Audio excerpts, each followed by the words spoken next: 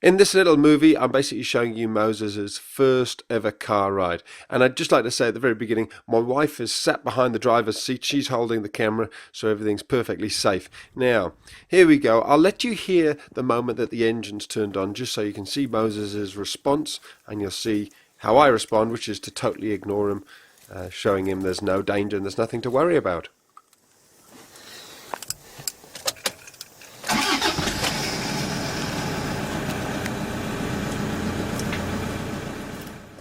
So there you go. That's the way you do it. You say absolutely nothing. You could see Moses hardly batted an eyelid, and me by me staying very calm and relaxed, he got the message there's nothing to worry about. Now here we are driving along, and dear Moses starts to climb on top of me.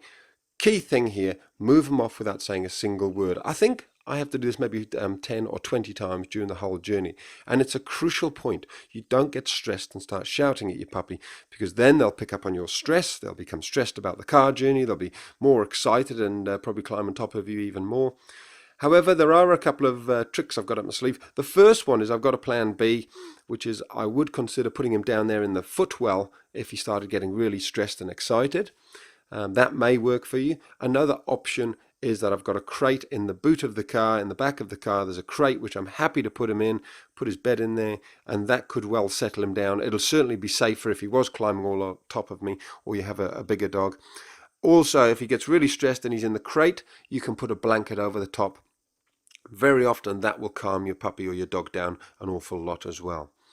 You can take the blanket off as they calm down, obviously, but to start with, taking away the visual sensory sense of all the stuff going past the windows can help them relax and calm down. Another thing, a couple of other tips. I've got the windows wide open or down enough. He can't jump out of them, but they're down enough that he'll get lots of fresh air coming through. The air conditioning is on also. And I've made sure he's tired. He's had a good run before we put him in the car. He's been fed and watered, so he's not full though. That's also important. He's been fed and watered. He's been toileted, which is very important, but he's not just had a feed. So he had a feed a lot earlier. He went to the toilet. You don't want your puppy being full of treats or just having had a meal, because then there's a high chance that they're going to be sick. So another tip about taking a puppy out is maybe the first few journeys, just make it a 1 or 2 minute drive at the top of the road, take your puppy out onto the grass, let them have a run around, put them back in the car and bring them home. So they have a great association with getting in the car. You may even, the first few times, just put them in the car and give them a pig's ear to chew on. So they absolutely love getting in the car, and they don't always associate with a big half-hour car journey. It's about a 10-minute ride for Moses, off to the vets.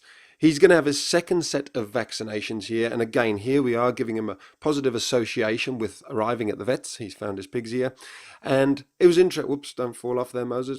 It's interesting. The vet actually said to me that now he's had his second set of vaccinations, you can let him meet other puppies at puppy class. Make sure the dogs he meets are ones that you know are all up to date with their injections, and you can also take him out to safe places, low risk areas. So that does not include the dog park where there's pee and poo everywhere and there's all sorts of dogs have been there, but areas where there probably haven't been any dogs and seem very clean, then by all means you should be able to take him out there, walk him down the street, that sort of stuff, so long as there's not been lots and lots of dogs there making it high risk.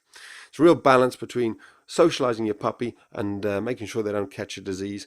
So you've got to weigh that one up and chat to your vet about it. Here he is on the way home. Another lovely association with his pig's ear. He's had a great time. He's very happy, very relaxed. It's been an absolute success.